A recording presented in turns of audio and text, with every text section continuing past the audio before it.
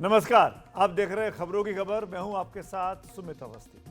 कहते हैं देर से मिलने वाला न्याय न्याय नहीं होता, यानी justice delayed is justice denied. और अगर न्याय मिलने में देरी बहुत ज्यादा हो तो वो इंसान के मौलिक अधिकारों के घोर उल्लंघन से कम नहीं है।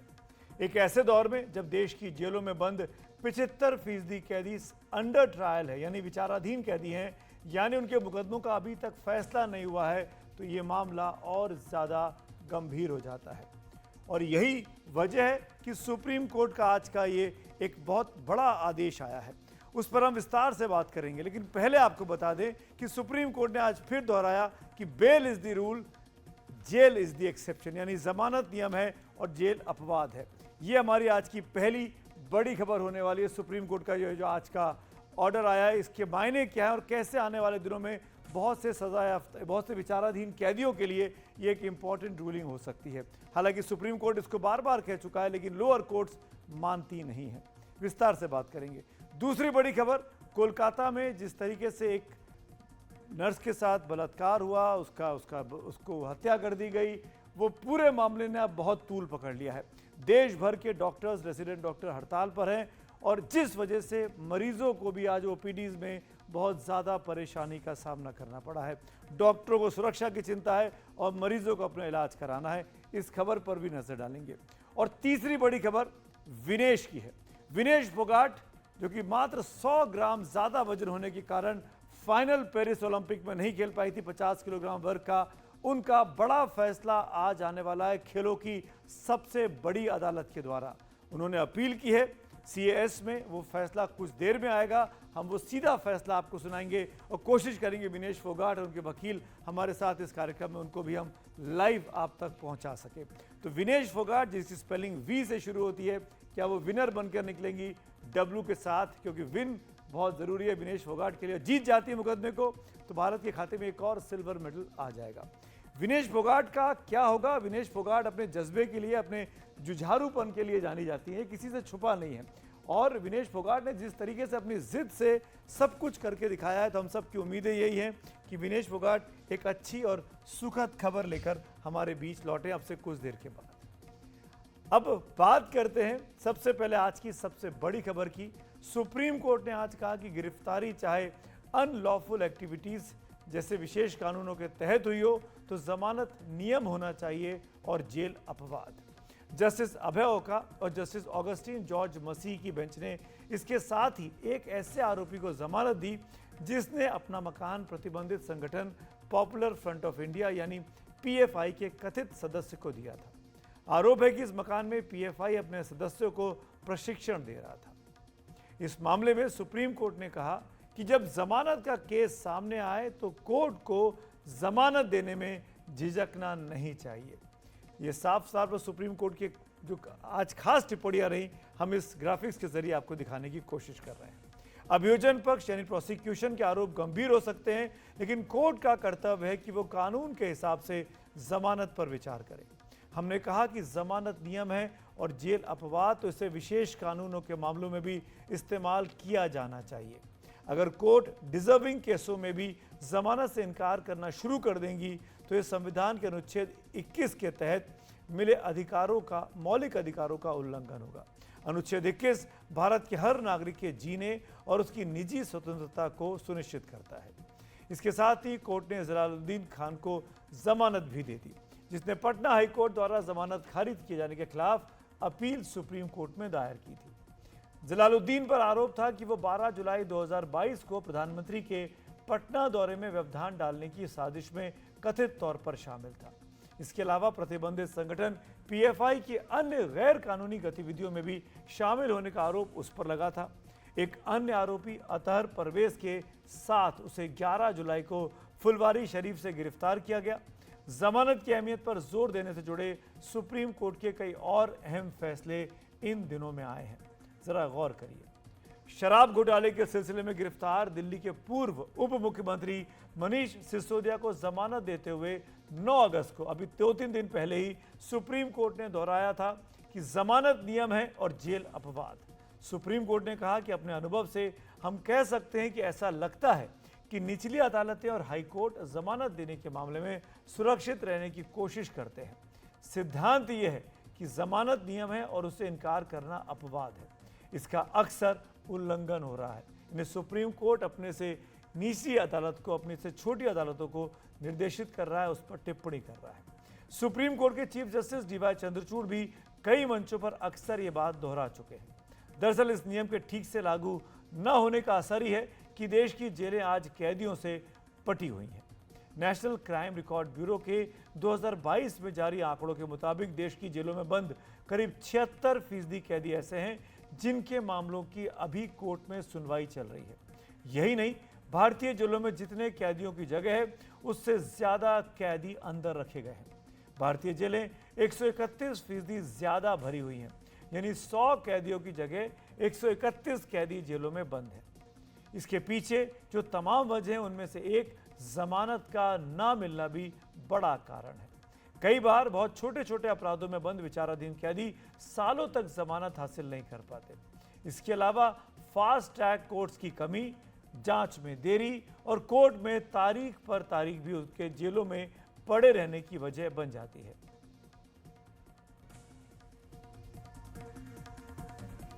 तो आइए इसी खास मुद्दे पर बात करने के लिए हमारे साथ संविधान के और कानून के जानकार बड़ी शख्सियत प्रोफेसर फैजान मुस्तफ़ा साहब जुड़े। प्रोफेसर साहब, बहुत बहुत शुक्रिया, धन्यवाद वक्त निकालने के लिए। एक बार फिर खबरों की खबर में आपका स्वागत है।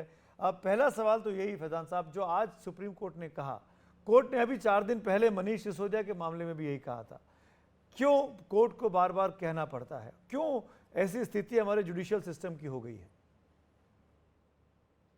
स्थिति के लिए कुछ कोर्ट स्वयं भी जिम्मेदार है, क्योंकि चाहे मनीष सिसोदिया हो या केजरीवाल या हेमंत सोरेन या इस तरह के और कई मामले, वो सुप्रीम कोर्ट में भी गए। सुप्रीम कोर्ट ने भी महीनों तक उन मैटर्स को सुना नहीं, या जमानत नहीं दी, या कोई टेक्निकल ग्राउंड पर वापस निचली अदालतों में भेज दिया। देखिए, जो सिग्नल जजेस अपनी स्पीचेस में देते हैं वो इनफ नहीं है लोअर कोर्ट्स के लिए। जजेस को अपने जजमेंट्स में कहना होगा और खुद कर कर दिखाना होगा, जैसे आज सुप्रीम कोर्ट ने किया, या जैसे मनीष सिसोदिया के केस में सुप्रीम कोर्ट ने किया, या अरविंद केजरीवाल को इलेक्शन के दौरान 1 महीने के लिए बेल दी। तो सुप्रीम कोर्ट के जो फैसले होंगे बेल के मामलात में, वो निचली अदालतों का रुख तय करेंगे। अब देखिए, जो हमारा लीगल सिस्टम है, उस सिस्टम में किसी भी जुर्म में एक उसकी स्टेज है डिटर्मिनेशन ऑफ गिल्ट, और फिर एक स्टेज है कि सजा क्या हो, सेंटेंस। अब जब एक किसी के ऊपर मुकदमा चल रहा है, उसके ऊपर चार्जशीट दाखिल नहीं हो रही, ट्रायल शुरू नहीं हो रहा, तो ऐसी सिचुएशन में अगर इस बात की संभावना नहीं है कि वो विटनेसेस को इन्फ्लुएंस करेगा या वो भाग जाएगा लीगल प्रोसेस से, बेल दे देना बेहतर है। आपने स्वयं अपने इंट्रो में कहा कि हमारी जेल्स ओवर क्राउडेड हैं। जी, देखिए, मैंने कभी किसी जेल रिफॉर्म के आर्टिकल में लिखा था कि सबसे बड़ा जेल रिफॉर्म ये होगा कि जेलों को समाप्त कर दिया जाए। हमारी जेलों के बारे में भारत के बहुत ही एक महान सुप्रीम कोर्ट के जज रहे हैं जस्टिस कृष्णा अय्यर, उन्होंने लिखा कि हमारी जेलें यूनिवर्सिटीज ऑफ क्रिमिनलिटी हैं, कि जो वहां जाते हैं वो और बड़े क्रिमिनल बन के वहां से निकलते हैं। फिर जेलों में रखने पर सरकारी खजाने पर भी बहुत बड़ा खर्च आता है।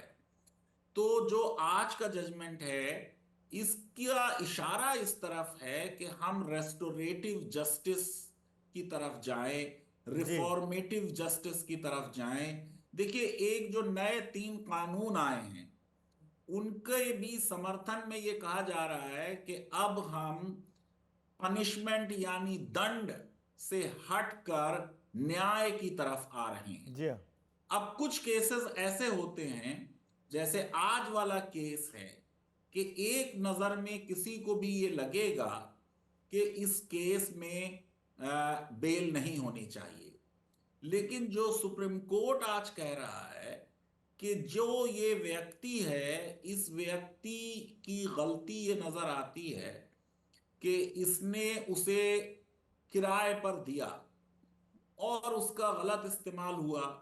अब क्या उसने जानबूझकर किराए पे दिया, क्या उसकी ये नॉलेज में था कि ये किसी प्रतिबंधित संगठन इसका दुरुपयोग करेगा। जी अब अगर ये सारी चीजें हैं तो इसको भी सजा होगी, लेकिन अदालत ये कहना चाहती है कि जमानत पर फिलहाल छोड़ दिया जाए। अब इसमें कई लॉज हमने ऐसे बनाए जिसमें आपने देखा कि पीएमएलए लॉ के बारे में बार बार बात होती रही कि साहब जज इस नतीजे पे पहुंचे कि इस केस में जुर्म साबित नहीं होगा और प्रोसिक्यूशन को यानी सरकार को यह अधिकार दिया जाए कि वो उसको जमानत को की मुखालफत करे, उसका विरोध करे। जी अब इस लॉ की वजह से इतने लोगों को जमानत नहीं मिल रही, जो कि लीगल सिस्टम की हेल्थ के लिए, जो एक भारत से दूर बैठा हुआ विदेश में कोई भारतीय दंड व्यवस्था पर अगर शोध कर रहा होगा तो उसे ये लगेगा कि हमारी दंड व्यवस्था जो है वो किसी प्राचीन काल जैसी दंड व्यवस्था है। बिल्कुल ठीक। जो अच्छा लीगल सिस्टम होगा, जो अच्छा क्रिमिनल सिस्टम होगा, उसमें जैसा सुप्रीम कोर्ट ने बार बार कहा है और हमारे नए जो 3 लॉज हैं उसमें भी इस बात के बारे में कहा जा रहा है कि जमानत एक रूल होगा और जेल एक अपवाद होगा। लेकिन हम उससे बिल्कुल उल्टी डायरेक्शन पे जा रहे हैं और उस उल्टी डायरेक्शन पे जाने की कुछ वजह तो उस तरह के कानून हैं जैसा यूपा है। और अभी आप देखिए कि यूपी में अभी जो एंटी कन्वर्जन बिल 2024 पिछले हफ्ते जी हाँ इंट्रोड्यूस हुआ है, उसमें भी हमने वो कंडीशंस जो पीएमएलए में थी वो लगा दी हैं। तो जब कोई समाज बहुत ज्यादा क्रिमिनल जस्टिस सिस्टम का इस्तेमाल करता है तो उससे एक बात बिल्कुल जाहिर हो जाती है कि उस समाज का अपने सिविल जस्टिस सिस्टम पर विश्वास नहीं है और सिविल जस्टिस सिस्टम ज्यादा बड़ा होता है। क्रिमिनल जस्टिस सिस्टम पूरे लीगल सिस्टम का एक बहुत छोटा हिस्सा होना चाहिए। हमारा पूरा सिविल जस्टिस सिस्टम कोलैप्स कर गया अगर हम ये समझते हैं तो हमें शर्म आनी चाहिए। फैजान आप साहब सिविल जस्टिस सिस्टम को स्ट्रेंथन करने के लिए हम कुछ उतनी कोशिशें नहीं करते। जिस भी चीज को हमें अगर रोकना है तो हम ये समझते हैं सजाएं बढ़ा दी जाएं, जी और पूरे विश्व में आज तक कहीं ये साबित नहीं हुआ कि अधिक सजाएं देने से जो जुर्म का रेट है वो कम होता है। फैजान साहब आपने जस्टिस कृष्णा अय्यर की बात की, मुझे याद आया, मैं एक आर्टिकल पढ़ रहा था 70s की बात है जब जस्टिस कृष्णा अय्यर ने शायद पहली बार कहा राजस्थान स्टेट वर्सेस बालचंद के मामले में जमानत तो नियम है और जेल अपवाद है, जिसके बारे में आज सुप्रीम कोर्ट फिर दोहरा रहा है। मतलब हम इन 25-50 सालों में आगे बढ़े ही नहीं हैं। मेरा सवाल अब आपसे ये है मुस्तफ़ा साहब, ऐसे बहुत से पॉलिटिकल केसेस देश में चल रहे हैं पॉलिटिकल लीडर्स के अगेंस्ट में, विदाउट नेमिंग एनीबडी, उनको महीनों जेल में रखा जाता है और फिर सुप्रीम कोर्ट भी उनको रिहा नहीं कर पाता है, उनको जमानत नहीं दे पाता। क्या आपको लगता है कि इस तरह की जब ऑब्जर्वेशंस आते हैं, फैसले आते हैं, उसका असर पड़ेगा? जो लोग जेल में बंद हैं उनको कुछ राहत महसूस होगी कि उनको बेल के लिए जाना चाहिए? देखिए, ऐसा है कि अदालतें जो हैं वो भी अक्सर अपनी क्राइसिस ऑफ लिजिटिमेसी से गुजरती हैं। सुप्रीम कोर्ट और हाई कोर्ट्स को भी ये अंदाजा लग रहा है कि हैबियस कॉर्पस के मामले में देरी हो रही है। उनको भी ये अंदाजा लग रहा है कि लोगों को बहुत ज्यादा जेलों में रखा जा रहा है, इसलिए वो कभी कभी इस तरीके के जजमेंट्स देते हैं। जैसे जो एडीएम जबलपुर का जजमेंट था, आप सोचिए कि वो जजमेंट इमरजेंसी के दौरान आया और कहा गया कि इमरजेंसी के दौरान आपका राइट टू लाइफ सस्पेंड हो गया, तो बिल्कुल। आप अपनी अरेस्ट के विरुद्ध नहीं जा किसी कोर्ट में नहीं जा सकते। ये सोचिए कि सुप्रीम कोर्ट के एक जज ने बहस के दौरान भारत सरकार से ये पूछा कि अगर मुझको आज कोर्ट से घर लौटते वक्त पुलिस अरेस्ट कर ले तो क्या मेरे परिवार को कोई अधिकार अदालत जाने का होगा? तो अटॉर्नी जनरल ने कहा कि नहीं नहीं होगा। होगा। इसके बाद आप देखिए संविधान में संशोधन हुआ और पूरा पब्लिक इंटरेस्ट लिटिगेशन इमरजेंसी जब खत्म हुई और जनता सरकार आई वो शुरू हुआ। तो बेसिकली कोर्ट अपनी रिक्लेम करना चाह रही थी लिजिटिमेसी। आज का भी जो फैसला है वो उस रास्ते की ही तरफ है कि कई फैसले इन मामलात में, खास तौर से राजनीतिक मामलात में ऐसे हुए जिनको जो एक्सपर्ट्स हैं उन्होंने अच्छी नजर से नहीं देखा। अब आप ये देखिए कि जहां एक न्यूज क्लिक के एडिटर का मामला था कि साहब उसको 24 घंटे के अंदर नहीं मजिस्ट्रेट के सामने प्रोड्यूस किया गया और उस प्रोसेस को पूरा नहीं किया गया, ये बात तो सुप्रीम कोर्ट को पहली हियरिंग में ही दिख गई होगी। लेकिन फिर भी महीनों, तकरीबन 8-9 महीने या उससे भी कुछ ज्यादा के बाद उनको जो है बेल मिली। और ये वो व्यक्ति है जो इमरजेंसी में भी जेल में रह चुका था, यानी विपक्ष की सरकार में भी जेल में रहा और सत्ता पक्ष की सरकार में भी जेल में रहा। तो मैं ये समझता हूं कि कोर्ट बीच बीच में कुछ फैसले ऐसे सुनाती है ताकि लोगों का विश्वास लीगल सिस्टम में वापस आ जाए, वरना कई फैसले बेल से रिलेटेड ऐसे रहे हैं जिन पे मुझे लगता है कि कोर्ट को भी लगता होगा कि शायद वो फैसले सही नहीं थे। जैसे मैं आपको एक एग्जांपल दूं जी, आसाराम के मामले में मुझे लगता है कि जो उनकी उम्र है और जो बीमारियां हैं, शायद अब उनको बेल मिल जानी चाहिए, लेकिन उस केस में बेल देने में बहुत डिले हो रहा है। कई ऐसे और मामलात हैं जिनमें बेल नहीं मिल पाई और कुछ लोगों की जो है मौत भी हो गई, कुछ ह्यूमन राइट एक्टिविस्ट की मौत हो गई। ये अपने लीगल सिस्टम पर एक बहुत बुरा प्रश्न चिन्ह लगाते हैं जी। ये अच्छी चीज नहीं है।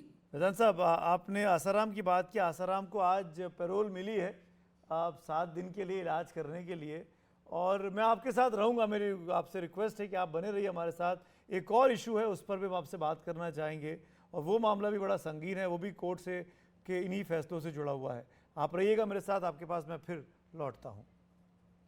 इस बीच में आज एक और खबर आई है राम रहीम को लेकर। राम रहीम जिसको आज फरलो मिल गई है।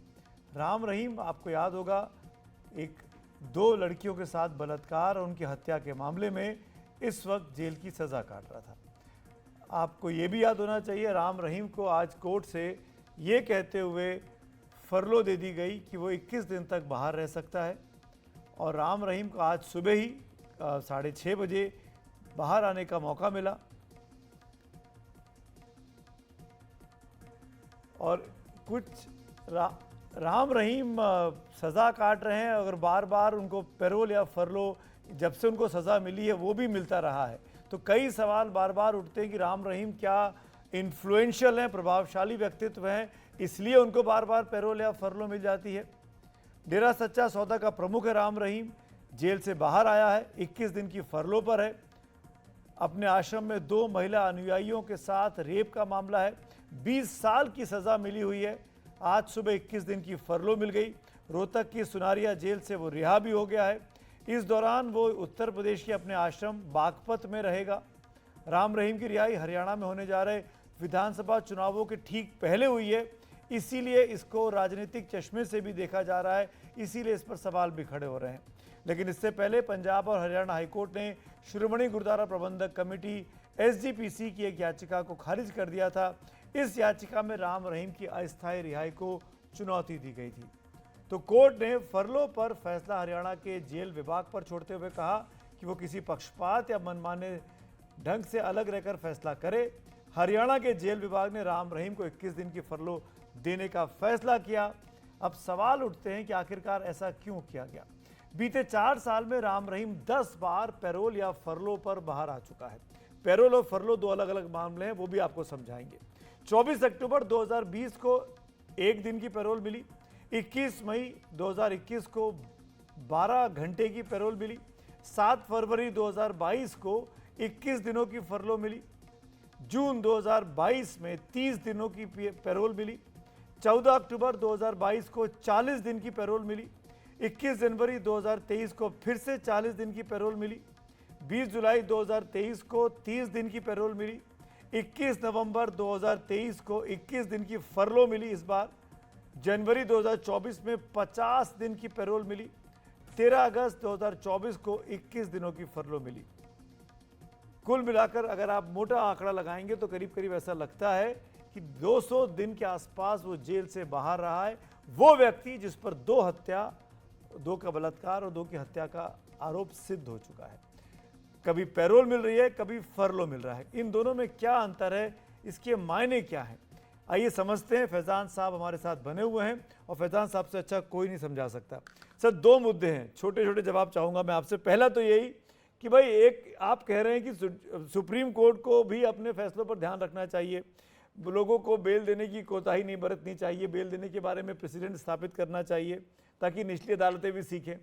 इस मामले में जो व्यक्ति दोषी करार दिया गया है, वो भी सबसे बड़े संगीन जुर्म है, उसको बार बार कभी पैरोल मिल रही है, कभी फरलो मिल रही है।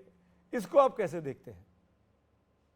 देखिए, ये जो केस है बाबा राम रहीम का, इसमें तो राजनीतिक मोटिव बिल्कुल साफ है। चुनावों से पहले भी उनको बाहर लाया गया था।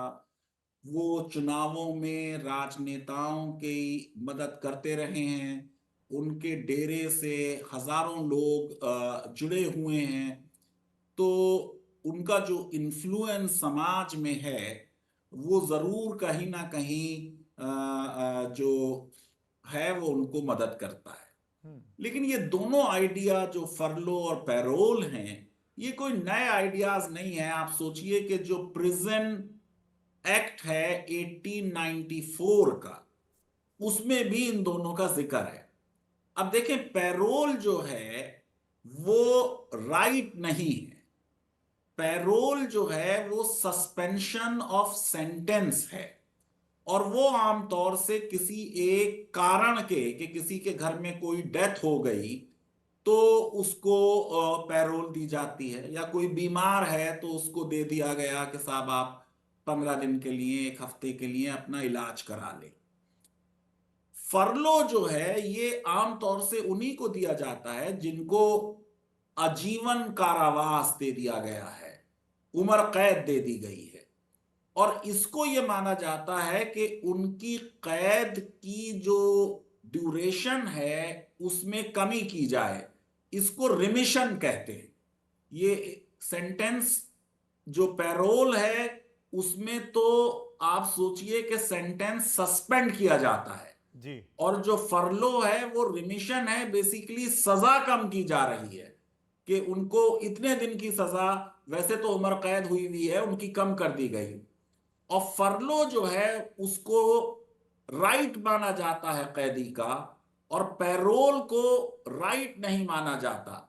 और ये दोनों आइडियाज वही हैं जिनकी हमने सबसे पहले बात की थी आज। रिफॉर्मेटिव प्रोसेस हो, सजाएं जो हैं वो बदला लेने की भावना से ना दी जाए। जो रिट्रीब्यूटिव थ्योरी है पनिशमेंट की कि आंख के बदले आंख और नाक के बदले नाक, वो पुराना आइडिया है जी। फिर उसके बाद डेटरेंट थ्योरी आई जिसमें यह कहा गया कि सजा मुजरिम को ऐसी दी जाए कि दूसरे मुजरिम उससे सबक लें और उससे डरे। मगर आपको ताज्जुब होगा कि सबसे बड़ी सजा तो सजाए मौत है। और एक जमाने में इंग्लैंड में जेब कतरों को भी सरे बाजार सजाए मौत दी जाती थी। और जब एक बार उनको सजाए मौत दी जा रही थी एक जेब कतरे को, और जो वहां तमाशा देख रहे थे उन लोगों में से 21 लोगों की जेबें कट गईं। इससे साफ जाहिर होता है कि सजाए मौत भी जो है वो कोई डेटरेंट इफेक्ट उसका नहीं होता।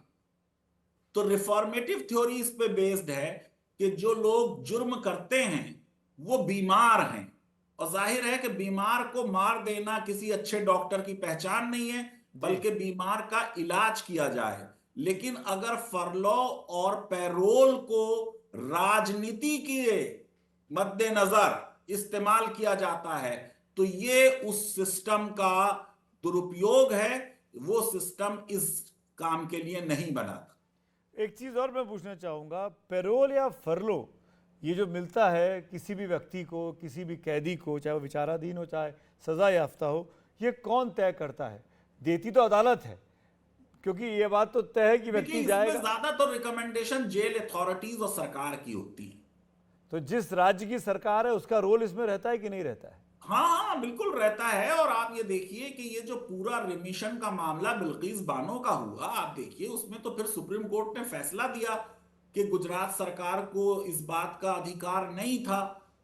जी। तो ये फैसले अक्सर पॉलिटिकल होते हैं। अक्सर राजनेता अपनी पार्टी के लोगों के विरुद्ध केसेस खत्म कर देते हैं। यूपी में भी पिछले सालों में कई बार ऐसा हुआ है। और अगर किसी को सजा हो जाती है और उनको लगता है राजनीतिक कोई लाभ होगा, तो जो गवर्नर की पार्डनिंग पावर है और रिमिशन पावर है और कम्यूटेशन पावर्स हैं, उनका भी इस्तेमाल होता है। अब पैरोल और फरलो का इस्तेमाल भी अगर राजनीति के लिए हो रहा है, तो जाहिर है कि एक लॉ के एकेडमिक की हैसियत से मुझे वो कोई बहुत अच्छा नहीं लगेगा। ऑब्वियसली सर, हम सब समझ सकते हैं कि आखिरकार ये क्यों हो रहा है, क्योंकि उसके लाखों फॉलोअर्स हैं और वो वोट बैंक जो है वो किसी ना किसी सियासी पार्टी के फ़ायदे के लिए साबित होता रहा है। बहुत बहुत शुक्रिया फैज़ान साहब, इस पूरे मसले को बहुत अच्छे से आसान शब्दों में आम हिंदुस्तानी के लिए समझाने के लिए धन्यवाद। Thank you. फैज़ान मुस्तफ़ा हमारे साथ थे, संविधान के जानकार, कानून के जानकार। साफ तौर पर कह रहे हैं कि जो कुछ हुआ है इस पूरे मामले में, राम रहीम के मामले में, उसमें सियासत ज़्यादा नज़र आती है।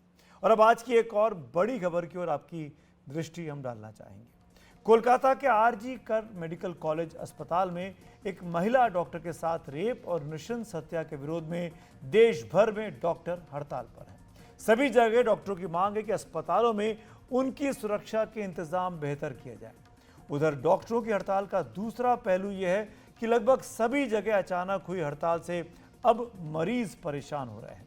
कई लोगों के ज़रूरी ऑपरेशंस वगैरह टल गए हैं, उनकी देखभाल पर असर पड़ रहा है। दिल्ली जैसे शहर में जहां पर एम्स जैसा अस्पताल है, जहां पर बाहर से लोग बहुत आते हैं इलाज कराने के लिए, उनकी स्थिति भी बहुत ही ज़्यादा आज की तारीख में विकट बनी हुई है। इसी सब पर बात करेंगे, लेकिन सबसे पहले कोलकाता रेप और हत्या केस पर आज का अपडेट आपको देते हैं। कलकत्ता हाई कोर्ट ने इस मामले में सख्ती बरतते हुए सीबीआई जांच का आज आदेश दे दिया। हाईकोर्ट ने साफ कहा कि सामान्य परिस्थितियों में वो राज्य की पुलिस को ज़्यादा समय देता, लेकिन 5 दिन गुजरने के बाद भी इस मामले की जांच में कुछ खास नतीजा नहीं आया है। इसीलिए वो ये जांच सीबीआई को सौंप रहे हैं ताकि जांच के लिए और समय बर्बाद ना हो। हाईकोर्ट ने इस बात पर भी नाराजगी जताई कि शुक्रवार सुबह जब महिला डॉक्टर अस्पताल के सेमिनार हॉल में मृत पाई गई, तो अस्पताल प्रशासन के रवैये में भी कई गड़बड़ियां दिखी। कोर्ट ने मेडिकल कॉलेज अस्पताल के पूर्व प्रिंसिपल डॉक्टर संदीप घोष पर भी सख्ती दिखाते हुए कहा कि वो इस मामले में प्रोएक्टिव नहीं रहे। फिर भी उन्हें इस्तीफे के बाद एक दूसरे medical college, Calcutta national medical college का प्रिंसिपल बनाकर वहां पर भेज दिया गया। आपको बता दें कि महिला डॉक्टर की हत्या से नाराज हड़ताली डॉक्टरों ने इस बात का भी विरोध किया था और राज्य सरकार से इसे वापस लेने की मांग भी की थी। डॉक्टरों ने कहा था कि डॉक्टर संदीप घोष की तुरंत नई नियुक्ति करने की क्या जल्दी थी। हाईकोर्ट ने इस सब के मद्देनजर आज तुरंत प्रभाव से डॉक्टर संदीप घोष को लंबी छुट्टी पर जाने का आदेश दे दिया। कोर्ट ने राज्य सरकार को भी आड़े हाथों लेते हुए कहा कि संबंधित अधिकारियों को उन परिस्थितियों को ध्यान में रखना चाहिए था जिनमें डॉक्टर घोष ने इस्तीफा दिया, जबकि कम से कम होना यह चाहिए था कि उन्हें प्रशासनिक जिम्मेदारियों से मुक्त किया जाता और ऐसी कोई दूसरी जिम्मेदारी न दी जाती। कोर्ट ने यह भी कहा कि पुलिस को सबसे पहले डॉक्टर घोष का बयान रिकॉर्ड करना चाहिए था। उन्हें बचाने की कोशिश क्यों हो रही है? कुछ तो गड़बड़ है। कोर्ट ने कहा अस्पताल प्रशासन ना तो पीड़ित के साथ था और न ही उसके परिवार के साथ। ये खास केस था, इसमें और समय बर्बाद नहीं होना चाहिए क्योंकि इसमें सबूतों के साथ छेड़छाड़ की आशंका है। इसके साथ ही हाईकोर्ट ने यह केस सीबीआई को भी सौंप दिया। दरअसल इस केस में पीड़ित परिवार ने बेहद गंभीर आरोप लगाए हैं। आरोप है कि पहले उन्हें फोन करके ये बताया गया कि बेटी बीमार है और फिर कहा गया कि उसने आत्महत्या कर ली है और घंटों बेटी के शव तक परिजनों को नहीं जाने दिया गया। इस पूरे मामले में ममता सरकार को भी अब उस पर सवाल खड़े हो रहे हैं। बीजेपी ने इंडिया गठबंधन पर उंगली उठाई कि उसके बड़े बड़े नेता अब इस पूरे मामले को लेकर मौन क्यों हैं, ममता बनर्जी का इस्तीफा क्यों नहीं मांगते हैं। इस पूरे मामले को लेकर देश भर में कई जगहों पर अब सभी डॉक्टर एक साथ आ गए हैं और हड़ताल पर चले गए हैं।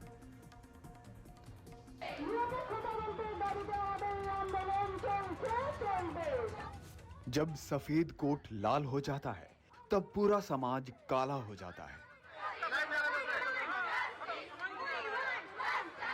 कोलकाता में एक डॉक्टर का रेप के बाद कत्ल हो गया। जाहिर है आधुनिक और सभ्य हो रहे समाज के लिए इससे बड़ा धब्बा क्या होगा।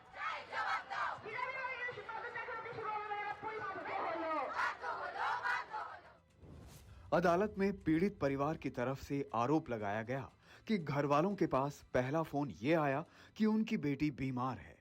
दूसरी कॉल आई, लड़की ने आत्महत्या कर ली है।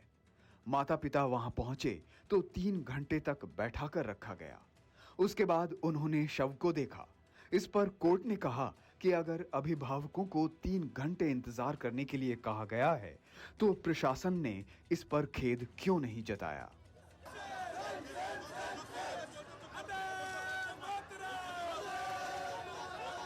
बीजेपी ने इस घटना के बाद ममता सरकार पर 2 तरफा हमला किया। हमला मुख्यमंत्री ममता बनर्जी पर भी और इंडिया गठबंधन पर भी। इंडी गठबंधन के आचरण की उच्छृंखलता और उद्दंडता तो हम सब देख ही रहे थे। अब उनसे जुड़े हुए लोगों की अपराध में संलिप्तता भी पूरा देश देख रहा है। और यहां सिर्फ अपराध की संलिप्तता नहीं है, बल्कि अपराध करने की उनकी हिम्मत और हिमाकत और उसके बाद उसे संरक्षण देने की इंडी गठबंधन के दलों की सियासत, यह भी बड़े दुखी और भारी मन से देश देख रहा है। ऐसी क्या खास बात है कि हर बार इस व्यक्ति को हटाया जाता है और 24 से 48 घंटों में फिर से रीइंस्टेट कर दिया जाता है। मतलब कि तृणमूल कांग्रेस का कोई तो कनेक्शन है, कोई तो सच्चाई है जिसको ये छुपाने की कोशिश कर रहा था। इस पूरे हत्या और मर्डर के मामले को भी पूरा सुसाइड का रूप देने का प्रयास किया गया। इसीलिए सीबीआई जांच से अभी भी ममता दीदी या ममता बनर्जी की सरकार जो है वो पीछे हट रही है। और दुख की बात यह है कि इंडी अलायंस के जो नेता लड़की हूं लड़ सकती हूं का नारा देते हैं, वो इस पूरे प्रकरण पर राहुल गांधी, प्रियंका वाड्रा, खड़गे जी, सोनिया जी, उद्धव ठाकरे की पार्टी, आम आदमी पार्टी, सब लोग चुप हैं। स्वाति मालीवाल पर चुप हो जाते हैं, संदेश खाली पर चुप हो जाते हैं। जब कन्वीनियंट नहीं होता है तब वो चुप हो जाते हैं। कांग्रेस भी इस मुद्दे पर आगे आई। पार्टी ने कहा कि राजनीति नहीं होनी चाहिए। इस तरह की घटना किसी भी राज्य में, किसी भी शहर में हो, वो हृदय विदारक होती है। अगर हम अपने डॉक्टर्स को सुरक्षित नहीं रख सकते, महिलाओं को सुरक्षित नहीं काम करने के लिए अगर वो जा सकती, तो हम किस तरह का समाज में जी रहे हैं और किस तरह का समाज हम बना रहे हैं। इसमें राजनीति की बात नहीं करनी, इसमें बात करनी है हमको मिलकर इसमें रास्ता निकालना पड़ेगा कि हमारी बेटियां, हमारी बहनें, हमारी जो महिलाएं हैं इस देश की, वो सुरक्षित सड़क पर नहीं निकल सकें तो किस तरह का देश है। इस बीच राष्ट्रीय महिला आयोग की टीम भी आरजीकर मेडिकल अस्पताल पहुंची। टीम ने कहा कि सब कुछ एक प्रक्रिया के तहत चल रहा है, थोड़ा समय लगता है।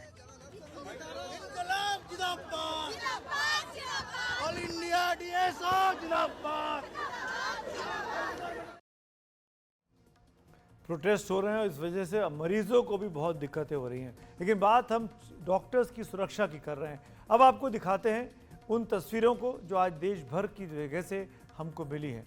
देखिए इस बड़ी स्क्रीन पर, दरिंदगी का विरोध आज देश भर में हुआ। दिल्ली में, कोलकाता में, मुंबई में, नागपुर में, लखनऊ में, चंडीगढ़ में, जयपुर में, पटना में paramedic staff, doctors, junior doctors, resident doctors मिलकर प्रोटेस्ट पर आ गए। उन्होंने हड़ताल की और डिमांड वही है कि इनकी सुरक्षा के इंतजाम किया जाए। दिन भर आज एनडीटीवी इंडिया ने इस खबर को कवर किया और हमारे रिपोर्टर्स ने एक बात हर जगह से बताई कि जो महिला डॉक्टर्स हैं उनमें खास तौर पे नाइट ड्यूटी को लेकर बहुत ज़्यादा एप्रीहेंशन है, बहुत ज़्यादा डर है, बहुत ज़्यादा भय है। उनको लगता है कि कई बार ऐसी सिचुएशन बन जाती है कि जो मरीज़ के साथ लोग आते हैं वो उनके साथ बदतमीज़ी कर सकते हैं, उनके साथ छेड़खानी कर सकते हैं। महिला डॉक्टर्स इस पूरे मामले को लेकर बहुत ज़्यादा भयभीत में और कोलकाता में जो कुछ हुआ उसने इस पूरे इस डर को खोलकर सामने रख दिया है।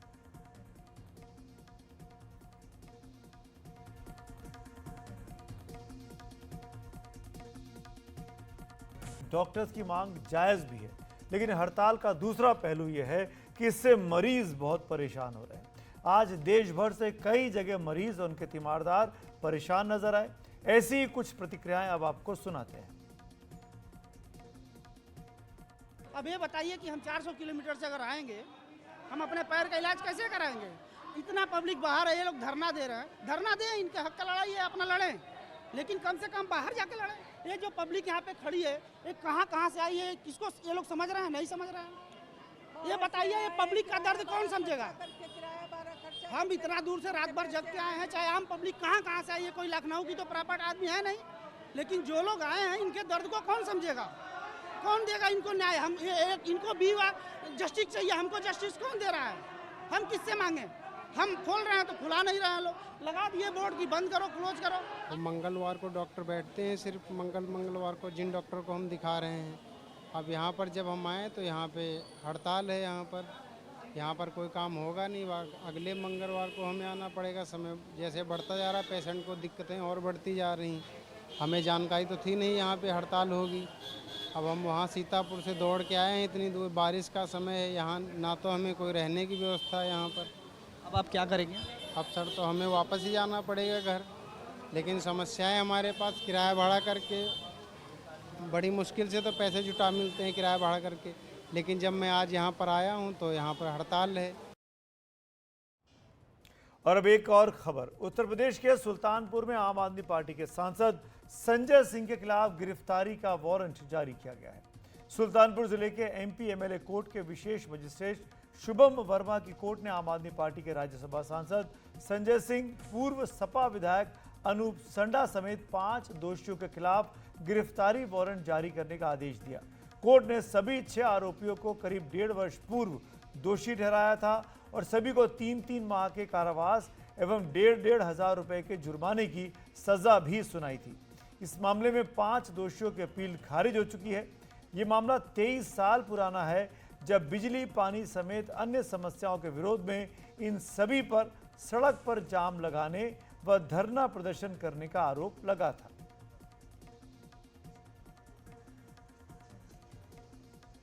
और फिलहाल एक छोटा सा ब्रेक, लेकिन खबरों की खबर जारी है, तुरंत लौट के आते हैं।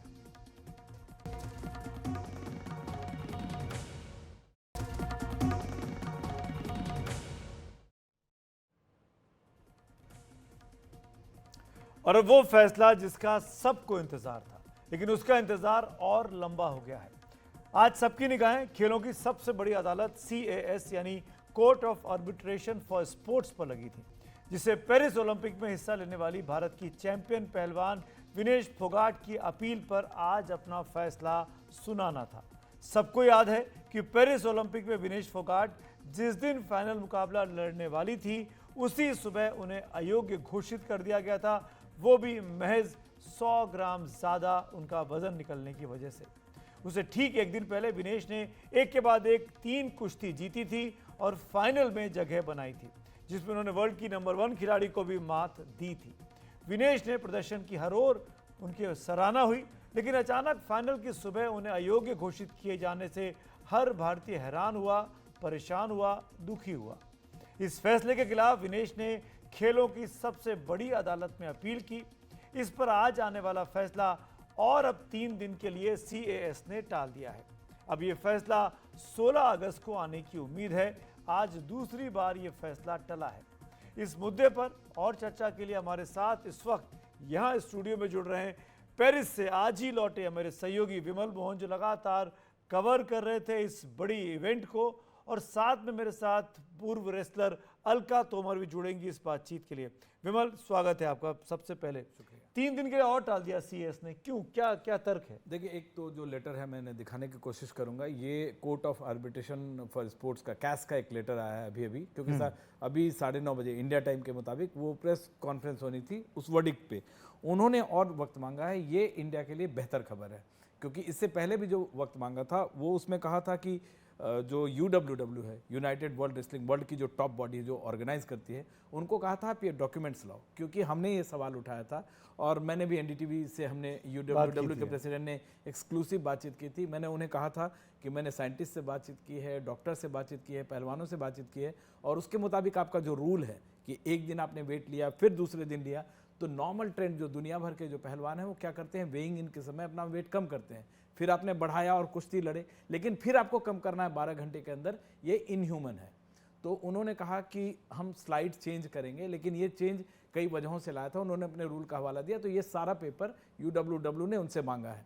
ये हमारे हक में जाता है कि UWW इसको टाल रहा है, क्योंकि इसका मतलब है नॉर्मली इस तरह के केसेस जो कैस में आते हैं उसका मतलब होता है, और भी जो इस दौरान भी आए, ओपन एंड शट केस होता है, इस पर सुनवाई नहीं हो सकती है। लेकिन ये क्योंकि इनह्यूमन है, अनसाइंटिफिक है रूल बहुत हद तक, तो उसको ठीक करने की कोशिश है। जैसे आज अमन सहरावत से मैंने प्लेन में ही बातचीत की थी, तो उन्होंने बोला कि सर कम से कम 2 किलो का, क्योंकि आपने वेट, आप जब खाना खा रहे हैं तो एक दिन में 3-4 किलो वेट बढ़ गया, अब उसको आपको फिर 4 किलो कम करना और फिर से लड़ना है। तो अगले दिन गेम्स के स्पोर्ट्स भावना के हिसाब से भी आप फुल फ्लेजेड फुल स्ट्रेंथ में दोनों पहलवानों को आप नहीं देख रहे हैं।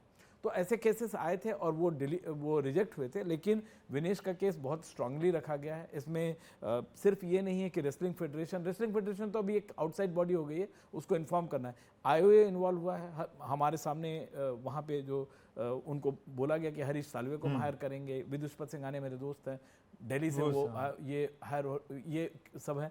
तो बहुत फ्रंट पे ये लड़ा जा रहा है, एक तो कम से कम IOA के फ्रंट पे। और मेरा एक छोटा सा सवाल ये है विमल की, अब जो भी फैसला सुनाएगा, फॉर एग्जांपल अगर सीएस ये बोल भी दे कि इनह्यूमन है और ये नहीं होना चाहिए, तो ये पिछली चीज़ों पर लागू हो सकता है, क्योंकि इवेंट हो चुका है और ये सब खिलाड़ियों के लिए था।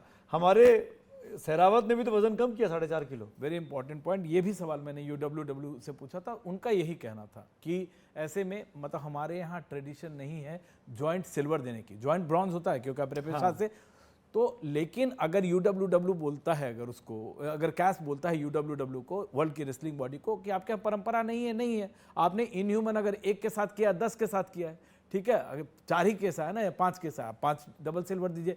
मैं ये कह रहा हूँ, मैं एक आर्ग्यूमेंट की बात कर रहा हूँ, एक वकाल, तो ये पॉसिबिलिटी 5% है, ठीक है, कि आपके हक में जाए, लेकिन ये 5% को 100% बनाने की बहुत जोर कोशिश हो रही है। और आप देखिए, लॉजिकली देखिए कि आप सिल्वर तक जो जीते हैं उनके रूल से जीते हैं, आपने डोपिंग नहीं की है, आप सिल्वर तक आपने रूल बना दिया, उसके बाद मान लीजिए कोई तुगलकी फरमान आपने लगा दिया, आपने उसको कॉन्टेम्पलेट नहीं किया, लॉ आपका जो है वो वीक है। भाई मुझसे तो UWW के प्रेसिडेंट ने बोला कि we might slide change, why are you changing, there is some lacuna in the, there is something, मतलब आप 10-12 घंटे में कैसे कम कर लेंगे भाई? नहीं, कम करते हैं लोग, वो जो तरीका होता है, मैं थोड़ा अगर 30 सेकंड में बता दूं, जैसे क्या होता है, आप वेट, आपने लड़ाई लड़ी, उसका वेट कम करने के लिए हमारा जो देसी तरीका, हम क्या करते हैं, रेनकोट पहन लेते हैं, और 50 डिग्री का टेम्परेचर यहाँ है तो यहाँ हम दौड़ लगाते हैं, और उससे हमारा पसीने से, ये अलका हमसे ज़्यादा बेहतर हुआ है, ये भी करती हैं, ये इन लोगों को भी मैंने देखा, तो रेनकोट पहनना और बाकी सारे एक्सरसाइजेस करके वो हम करते हैं। लेकिन एक बार कम किए, फिर आप बढ़ाए, फिर कम किए, तो ना तो स्पोर्ट्स के हक में है, ना ह्यूमैनिटी के हक में है, ना साइंस के फेवर में है। You can not do unscientific things. आपने रूल बना दिया तो बना दिया है। अलका मेरे साथ हैं, अब मैं अलका के पास चलेंगे। विमल, अलका हमारी बात सुन भी रही हैं। अलका जी, शुक्रिया वक्त निकालने के लिए। पहला सवाल तो यही कि 3 दिन तक मामला टल गया है, एक और इंतज़ार, लंबा इंतज़ार हम भारतीयों के लिए। जैसा कि विमल बता रहे हैं, बहुत ज़ोरदार तरीके से मुकदमे की पैरवी की गई है। भारत के सबसे बड़े वकीलों में से एक हरीश साल्वे साहब रिप्रेजेंट हुए हैं वहाँ पर। कल वो थे मेरे साथ इसी शो में, मैंने उनसे सवाल भी पूछा कि कैसा रहा मुकदमा, तो उन्होंने कहा कि भाई फैसला आने दो फिर मैं टिप्पणी करूंगा, फैसला रिजर्व है, मैं बीच में बोलना नहीं चाहता हूं। आज एंटिसिपेटेड था कि वो भी शायद हम लोगों से बात करेंगे इस फैसला आने के बाद। सवाल मेरा छोटा सा है, क्या उम्मीद आपको दिखती है? सवाल मैं इसलिए आपसे पूछ रहा हूँ अलका जी कि विनेश खेलती हैं 53 किलो कैटेगरी में। विनेश का बॉडी वेट लोग बाग कहते हैं कि 55-56 तक होता है। वो उस 55-56 से कम करके वो 50 के अंडर आई, 50 में खेला, 3 बाउट जीती, चौथी में उनको वजन कम करना था। कितना लगता है चांसेस है विनेश के पास? जी बिल्कुल, धन्यवाद आपका।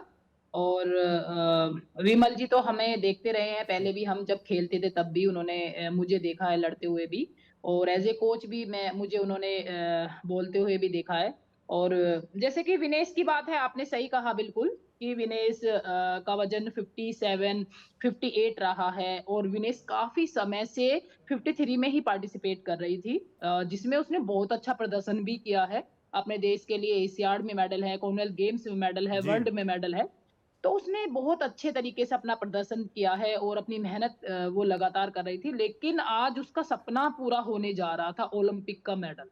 24 साल, 25 साल की उसकी ये मेहनत थी, वो सपना पूरा होने जा रहा था और वो 100 ग्राम से अटक गया। वो कहीं न कहीं प्री प्लानिंग में थोड़ा-सा, मैं तो कहूँगी, कमी रह गई कि भाई काफ़ी लंबे समय के बाद आप 50 किलो में खेल रहे हैं, और उसके बाद आपको बाद में पता लगता है कि आप फाइनल में पहुँच गए हैं, लेकिन उस जी, पे काम पहले नहीं हुआ। अगर ये काम पहले हो जाता कि भाई अगर आप विनेश फाइनल में पहुँच जाती हो, तो फिर आप कैसे वज़न कम करोगी? बिल्कुल।